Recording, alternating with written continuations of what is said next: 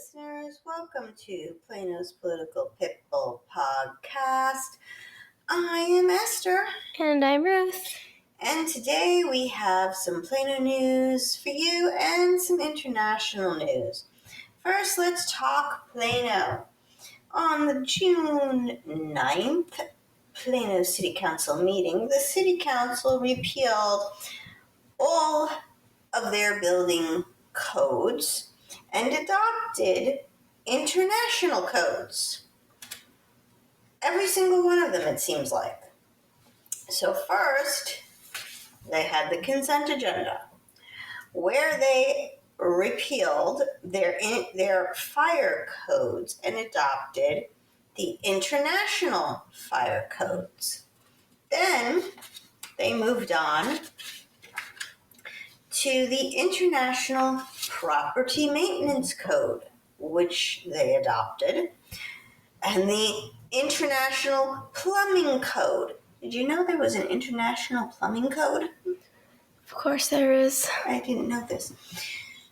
And the International Mechanical Code and the International Fuel Gas Code. Of course there's these things. You gotta have an international group code thing for everything. You don't know this? No, I didn't know this. Then, so that was just the consent agenda, folks. Then they actually got to the public hearing where they adopted the International Building Code and the International Residential Code. So why am I bringing this to you all? First of all, I'm conflicted. So on the one hand, the positives. It's good to have a uniform code for these things because architects, construction folks, they can't learn every single solitary code in every single solitary town. It would be too cumbersome and frankly impossible. So to have a standard that was at least, let's say, statewide, I could even go as far as national, I can kind of understand. I can understand this because then, a construction company in Richardson could easily do construction in Plano or Allen or wherever, as long as they've also adopted the international codes as well. My question is, are these international codes better? Number one. Are they less burdensome? Are they more burdensome? Are they safer? Do we get to plug in our own stuff? I know that there was some debate over the fire code, and they added something extra in there for the firemen. Is this a good thing? Is this a bad thing? What say you, Ruth? What do you mean by plug things in? Add things of their own. Oh. So for in the fire, I believe what they said was the code, the international code had the oxygen tank, the big tanks that the firefighters wear. They had them, I think, had a certain amount of air in it, and the Plano Fire Department wanted to increase it. They said it's not enough. I think that was it, if memory serves me correctly. So they increased it. It didn't go quite along with the code. I think having a unified code does make it easier for the construction workers. They don't have to learn a whole new set of rules for every single town or state they go to. Mm-hmm. Mm-hmm. which can be really difficult and annoying and just waste of time. Cumbersome, yeah. Yeah. So there's that.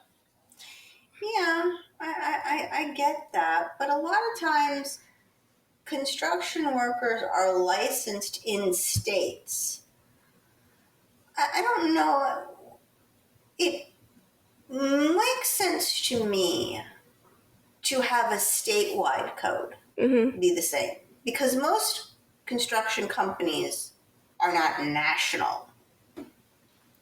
You know, a plumber can't pick up and go to another state necessarily without first getting his license in that state, depending on the state rules, learning the state's rules and their codes. So it's not, yeah, you could go from town to town within a state, but it's a little more difficult to go from state to state.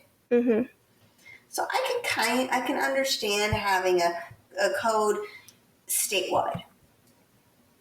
Having one internationally? Well, you said they're adopting these rules, these codes that are also done internationally. Yes. Right? That's what's happening. Yes. So. I don't know, I'm conflicted. Well. There was an architect who came and he spoke on these items.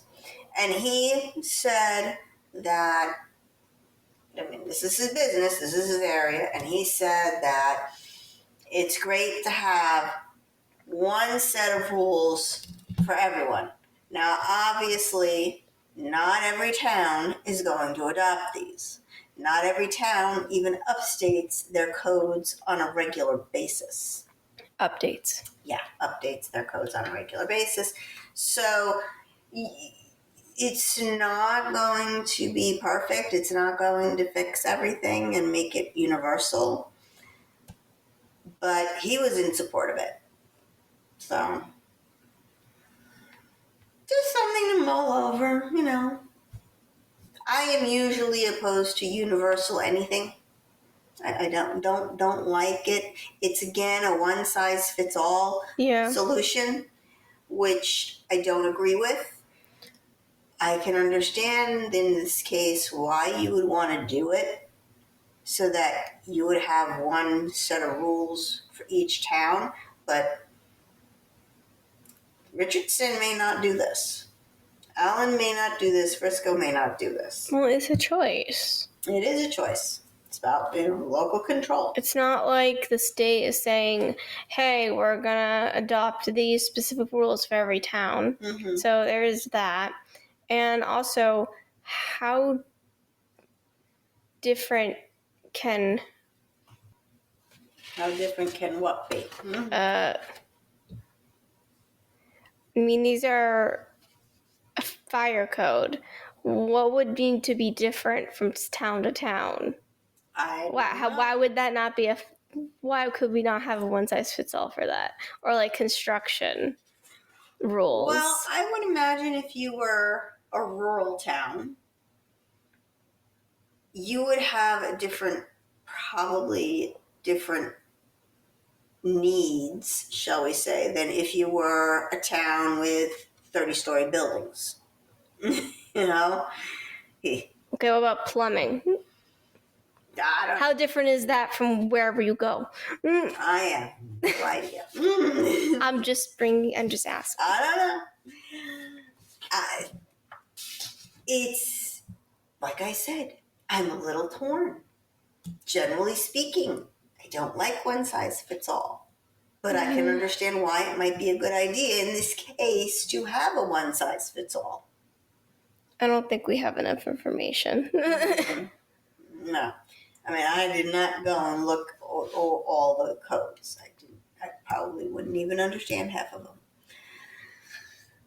I can tell you that when my house was built, I would like to know who the inspector was. because the things I've found over the years that I've lived in my house that were not up to code when I found them and not up to code when the house was built would shock you. So these codes are, they can be great, but if the inspector isn't inspecting it properly and is passing it when it should fail, then they're not going to help one iota. So might as well just throw them in the trash So at that point. Yeah. So it good to have, but the enforcement, now that's the key. All right. Moving on to something entirely different. The city of Plano has a YouTube channel. Did you know this? The city of Plano has a YouTube channel. No, I did not. Why in the world does any city need a YouTube channel? Why does any city need a Twitter account? I don't know, but they apparently all have them. So,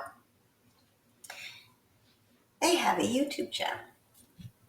And they put out a lovely piece of what I would like to refer to as propaganda. Oh boy. Okay. This kind of popped up in my notifications. And I'm going to play this video. It is about 2 minutes long. Do you mean you recommended? Not your Yeah. notifications? Yeah. Because notifications would be you are already subscribed. Yeah. It came up in my recommendations. Okay. Okay. It was a lovely piece of propaganda. It's about 2 minutes and 11 seconds long.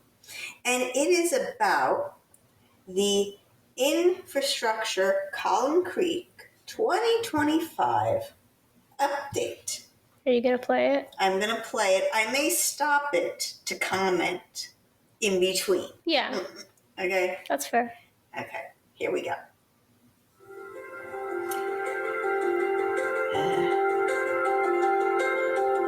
This is Collin Creek's 100-acre, 2,000-space underground parking garage, which is nearing completion. A tax increment reinvestment zone created by the city helped pay for it. Tax increment financing is a tool local governments use to speed up large development projects, reinvesting revenue growth into the zone. The city created 2 public improvement districts, or PIDs, on the Collin Creek site. One is for commercial development, the other for residential. Okay. So I stopped the tape because I'm aging myself. I said, tape, stop the video, because I just want to go over what the man said. He is talking about something we have gone over here at our channel. Tax increment financing zones, and something new we have not gone over yet, PIDs, Public Improvement Development.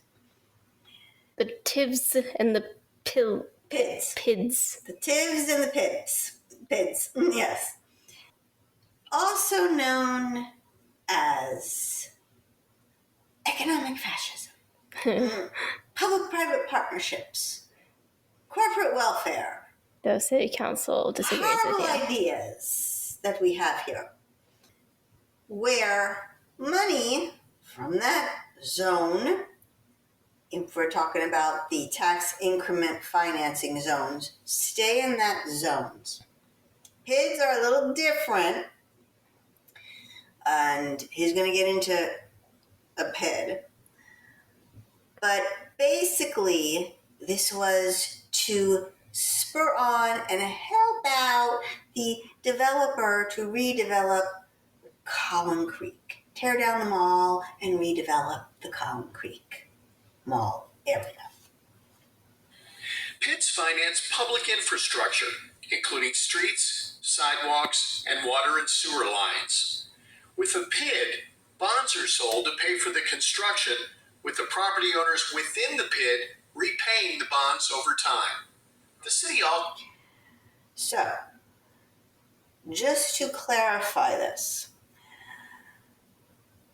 when those houses are built, they are going to have to pay extra taxes to repay the bonds that went to the infrastructure in that area. So their property tax bill is going to be exponentially higher than somebody who doesn't live in that zone. So they are going to be paying twice for this infrastructure.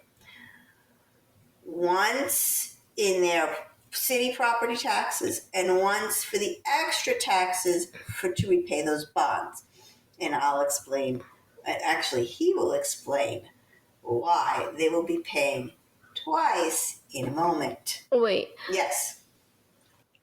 If this is including bonds, Mm-hmm. and people in this specific zone are going to pay more than somebody else in another zone, then will these people have more of a say whether or not a development goes up? Well, I don't think there's going to be much room in that area for any more redevelopment when this is done. I don't. It's going to be pretty cramped there. Oh, you mean development's already begun? Oh yeah. So people have no say. No, this was decided by city council a few years ago when they decided to rezone the Collin Creek Mall area for commercial, residential, businesses, apartments. So maybe I'm missing something. But it just kind of sounds like to me, that the council is like, we're going to decide that we're going to develop this zone. And then without your say, you don't get a say in this. We're just going to decide we're going to do this. And then we're going to make you pay extra for it.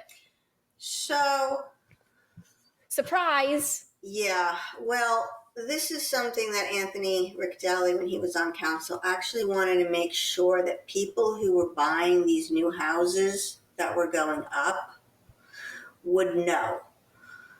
So one thing they're doing in this new area, because the mall has been torn down, it is now flattened. Okay, no more mall left, to my knowledge.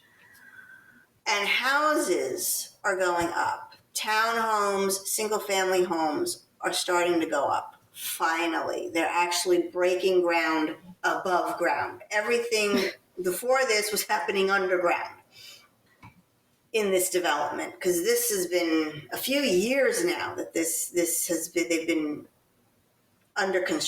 has been under construction. Oh wow. Yeah. So the new homes are finally going up. They're actually now for sale. And they weren't there before. There was a mall there. So what Councilman Riccidelli wanted to make sure people knew before they bought these homes was that they would know, hey, on top of your city property taxes, you are going to have what I will call a PID tax. So you're going to be paying more than the resident who does not own a home in that area. So this is just for the people who are going to live in the homes that they just built. Yes. Not for people who may live in the surrounding area. Right. Okay. If only those that are going to live, I don't know what they're going to call this, just Collin Creek, I guess. Only those who are going to buy a house or buy property in that PID area, okay? But they're going to actually be paying twice, and he will tell you why in a moment. Also spent $28 million using drainage bonds to rehabilitate the 40-year-old culverts that bring Spring Creek through and under the mall property.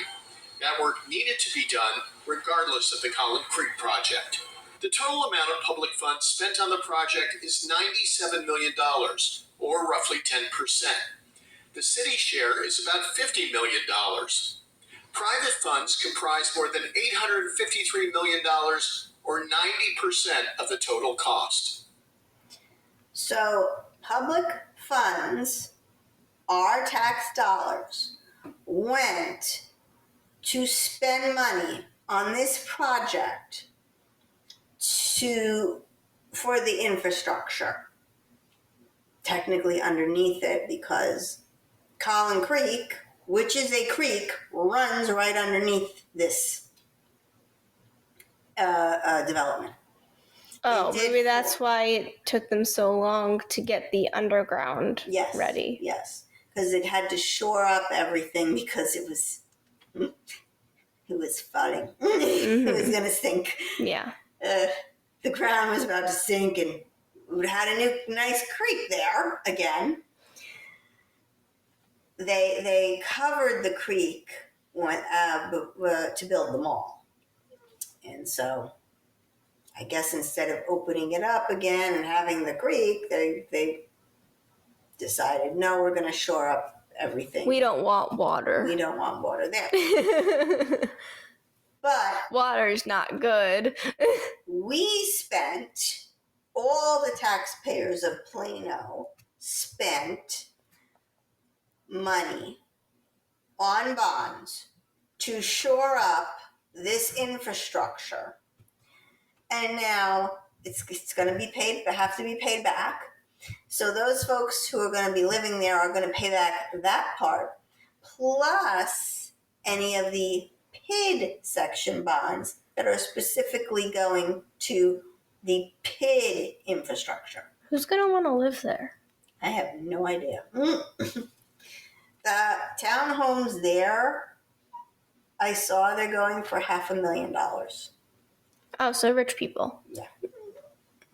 When it opened in 1981, the mall became a regional destination attracting shoppers from Oklahoma as well as locally. Regional malls like Collin Creek began dying because of competition from new malls, online retailing, and discount big box stores. At the end of the day, we're going to be able to stand here and go, man, we did something really cool, that we were able to bring something to the market that's going to be unique, that a lot of people are going to be able to enjoy. Without a public-private partnership, redevelopment of large-scale projects is often cost-prohibitive for investors. The city's partnership with the Collin Creek developer ensured it would come to fruition and breathe new life into a key area that is Plano's gateway from the south. So obviously, I have a huge problem with that whole thing. Okay? Malls are not all dying. We talked about the North Park Mall and how that mall is hopping and vibrant, and those owners put stuff in there to make entice people to come. The Galleria is not dying. I think it's a little late to talk about the mall. Stonebrook, yes, I know, but it's not entirely accurate what he said. Yes, malls started to lose money, but they didn't all just die.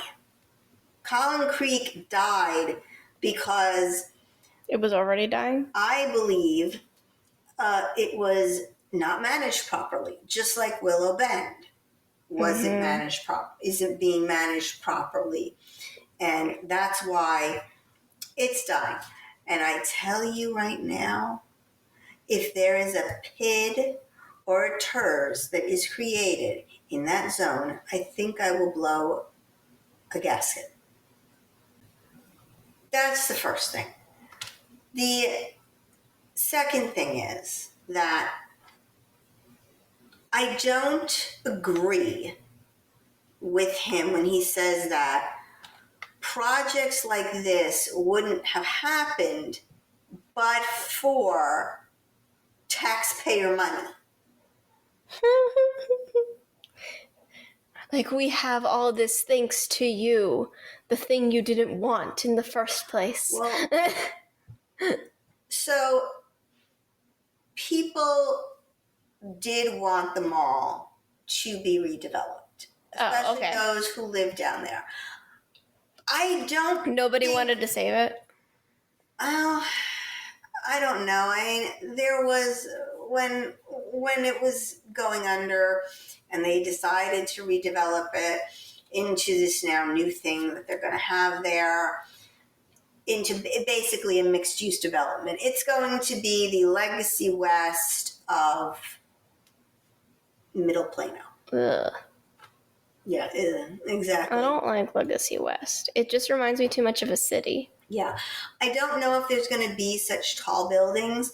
I mean, unlike Legacy West, they're going to have single-family homes. Mm-hmm. So that's good. They're not going to have, they've actually come back to planning and zoning and say, we don't want as many apartments. We'd like to put in some single-family homes.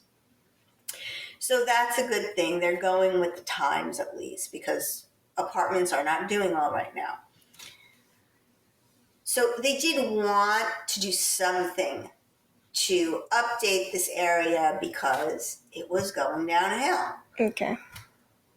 I don't think the citizens thought and had any clue that, oh, we're going to pay for it. Oh, our tax money is going to help this developer pay for this project.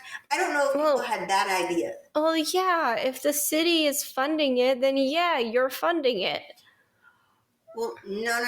They wanted somebody to come in and redevelop, change it, update it. Maybe they wanted somebody to bring life back into the mall. I'm not 100% sure. There was a lot of conversations going back and forth, a lot of different ideas. But what I don't think people realized is they would need a TIF zone and on top of that, a PID. They didn't see that coming. I guarantee you most people don't even know what these things are. I didn't know what these things were 3 years ago or 4 years ago. I have newly learned these terms and what they mean and how they are. We actually have a PID in the downtown area, and evidently the residents there are okay with it. So at least they are okay with it there, and they get a say. But the people who are going to buy these homes, they never had a say. And well, they can say no to the home. They don't have to buy it. Yes, if they realize and realize very astutely that this is what this public improvement development zone is, and it's going to cost you more. Well, they would have to be informed. If they're not informed, then it's sleazy. Yes. And I know former Councilman Anthony Riccadelli, he wanted to make sure it was in bold, big, bright, black letters that, warning, this is what you're getting. But unless it's on the real estate, in the real estate ad that you go and see with all the details, 4 bedrooms, 2.5 baths, how many square feet, in a public improvement zone, you're going to be paying more taxes. They could go see it, fall in love with it, and it was only when they get to closing do they realize, oh, I'm paying a higher tax bill. I'm in a PID. What the heck is a PID?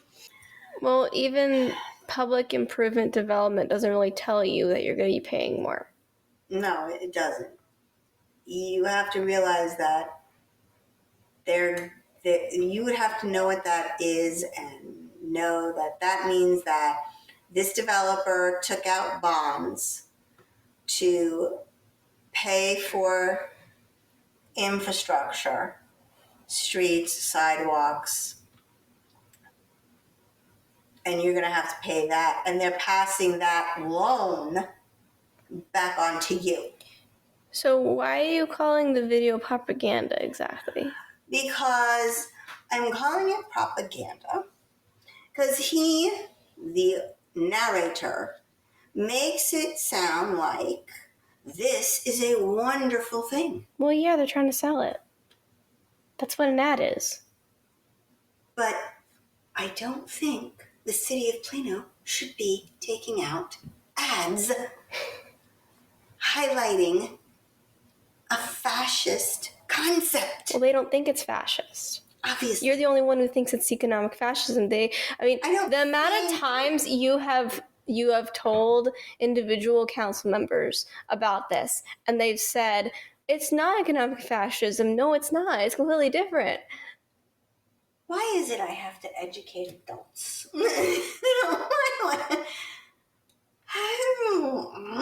You know I'm right. I know you're right, and it's sad. They don't see it as that. Because what is the definition of fascism in economics? Public-private partnership. Nobody knows that. When people hear fascism, all they think of is Nazis. Nazis aren't even fascist. This drives me bonkers. You know that. I know. We've had these discussions before. I know. This drives me crazy because open up any economic textbook, Google Mussolini's fascism, and it's there. It's called corporatism. I don't understand why people mix these things up. I don't know where the fallacy that the Nazis were fascist even came from. So that I can understand somewhat, because Hitler and Mussolini were on the same side. There's no number one. Number two, Were they really? Hitler very much admired Mussolini, even though they did not have the same economic beliefs, because Hitler was a socialist. In the Nazi Party, the Z actually stands for socialist. And he believed... The German word for it, anyway. Yes. He believed that you had to control the means of production. The state, the government, needed to own the means of production, whereas the private citizen could not. In Mussolini's fascism, the government did not own the means of production. They did not own businesses. They regulated them to death. They told you everything that you had to do. They made public-private partnerships to help their chosen businesses that they liked to deal with all of these regulations that they were burdening these businesses on with. But economically, they're very different. Their means of violence was the same. Mussolini had his black shirts. They would go and they would terrorize Mussolini's opponents, anyone who spoke out against Mussolini. And then Hitler had the brown shirts. And Hitler had the brown shirts, exactly. They would go and they would terrorize Hitler's opponents. And obviously they were involved in Kristallnacht, which basically destroyed Jewish businesses, the Night of Broken Glass. And they were heavily involved in that. So the authoritarian, the dictatorial aspect of fascism and social and Nazism is the same. The brute force, the thuggery that went on is the same. But that's it. You know, Mussolini did not have concentration camps. No. Okay? Mussolini did not gas 6 million Jews. Now, he had his anti-Semitism. In Italy, still to this day, there are areas of towns in Italy that are walled off where Jews lived. So what the government did was, you know how Jews are, we kind of all live in the same area. So they walled off the Jewish towns or the Jewish areas, and they were like, "You have to stay here." So it was a ghetto. Mm-hmm. What similar to Germany that they had ghettos. He probably stole that from Mussolini too. Maybe no. I have a feeling maybe Is the other way it around? was the other way around. I don't remember. I think we've gone off the beaten path. But the point is that they're not the same. They're different. Okay? Hitler and Mussolini were different, even though they were on the same side. But it still drives me bonkers that people get this confused. People mix this up. And they don't understand that whatever name you call it by, corporatism, economic fascism, I don't care. It's not capitalism. It's not free market economy. It is not the invisible hand. It is the government coming in and saying, we need to redevelop that. We need somebody to come in and tear this down for us. It's blight, and redevelop it. Let's get a friend over. It's government acting like a business. Yes. Well, government is a business, but they're teaming up with actual businesses that are in the marketplace. Let's not call government a business. Let's not blur those lines. True. I don't want to necessarily blur those lines, but government is in a business. But it's not a free market business. Obviously, I mean, you're not paying your taxes out of the goodness of your heart. It's by force. So this is not capitalism. And what would work better is capitalism, not whatever word you want to use for this. And I don't believe, and I am totally against using my taxpayer money to make that video. Oh, yeah. Oh, yeah. I gotta pay for that.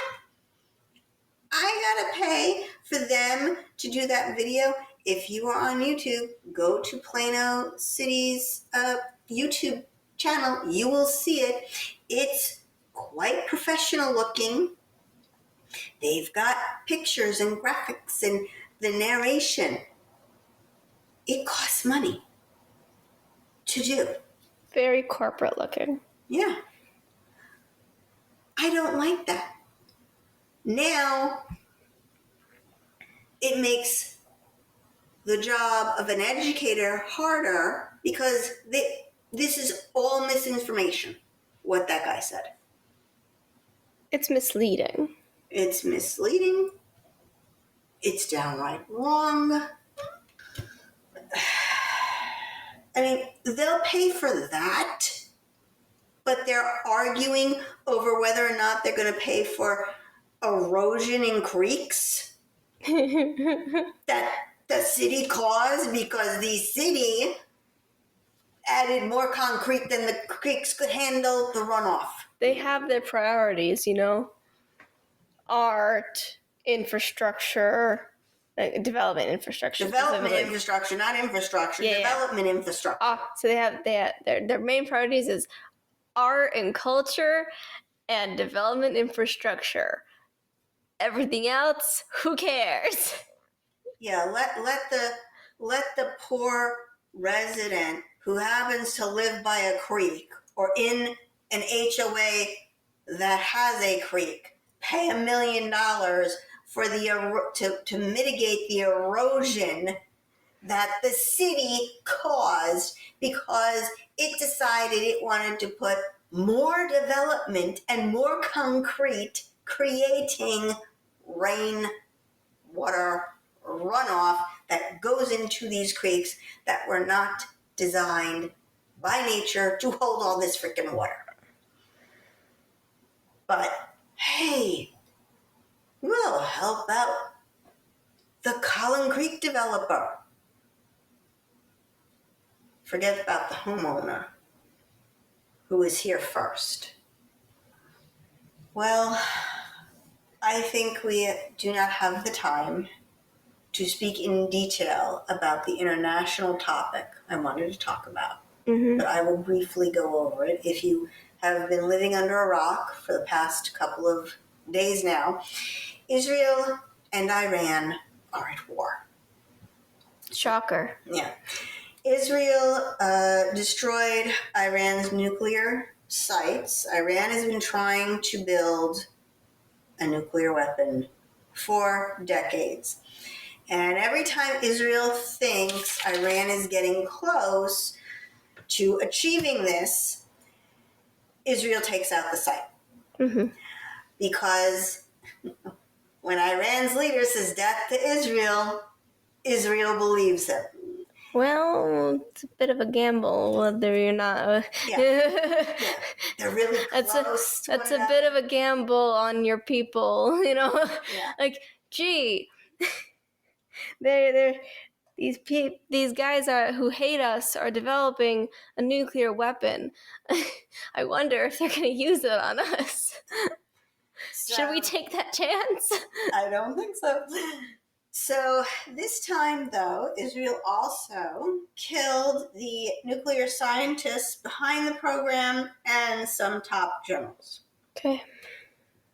Iran's solution to this was to drop rockets on Tel Aviv, a very dense city, killing innocent civilians. So Israel basically takes out the nuclear sites and the people responsible for making the nuclear weapons that they're trying to make, and the top leaders. Iran, on the other hand, decides, let's kill innocent civilians. Well, they're all the same. They're like, it's a perfectly reasonable. I don't know what you mean. It's a perfectly reasonable response. Please say do not. I have to cut out that pause. Yeah, no, not. I'm joking. I know you're joking. I thought it was clear that I was being sarcastic. I put on my sarcastic voice. Okay. Gotcha. So, obviously, as Jews, we are watching this closely, and we pray for a peaceful resolution to this. One thing about having the Holocaust in our history is we very much do not want to go there again. We say never again. And Israel will not allow itself to be destroyed. The Jews will not willingly go to the gas chambers. Or in this case, the bombs. Or the bombs, we're not going to allow somebody to execute every single Jew ever again. And that's what Iran wants. When it says death to Israel, it doesn't just mean the Jews in Israel. Because first they'll go after Israel. Then they'll come after the rest of the Jews. Then after that, they'll go after you. They're not going to stop with the Jews. They never, ever do. I mean, Hitler he started with the Jews, but he also killed The Romanis, yes, homosexuals, anyone Black with disabilities. If there were blacks in Germany, he felt that anyone who was not in his Aryan race was less than and was to be exterminated. He just started with Jews. Thankfully, he did not get to that next level.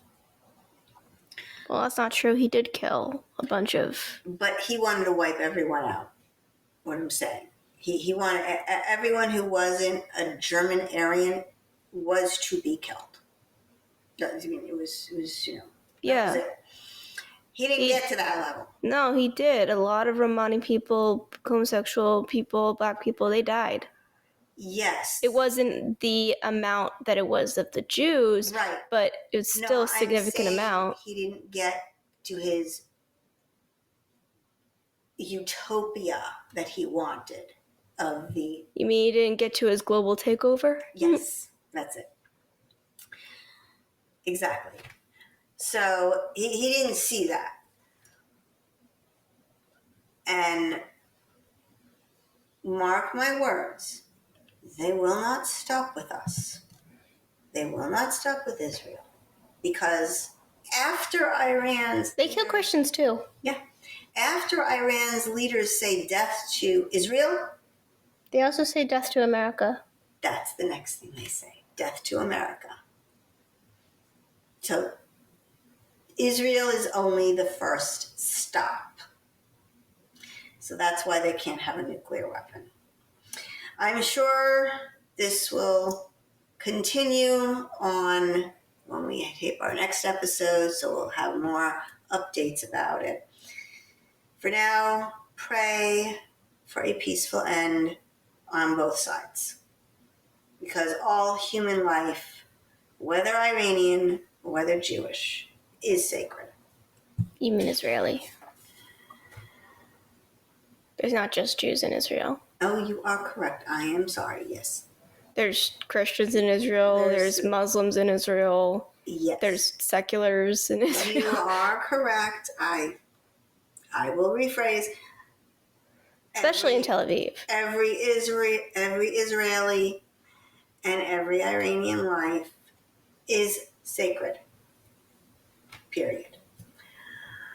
Our very important dog is Gemma. Gemma is a friendly dog who is almost 3 years of age. She is very sweet and oh so playful too. Gemma will make a great companion for you. She was never claimed by her owner and wants a new home. Gemma is an affectionate dog. She is at the Plano Animal Shelter. If you are interested in Gemma, please go to our website, planospoliticalpitbull.com, and click on the tab Pit Bulls for Adoption. Our sponsor is Southwest Pain Management. Southwest Pain Management takes care of most chronic pain without pain pills. Their goal is to get you back to doing the things you love. They are also the world's leading COVID experts. Dr. Groisman sees people from all over the world to treat their long COVID. Southwest Pain Management is in Plano. Please go there to their website, reliefbeginshere.com. reliefbeginshere.com to see all that they do. That is all for us today. Please like, share, and subscribe. This is Esther. And this is Ruth. For Plano's Political Pitbull, signing off.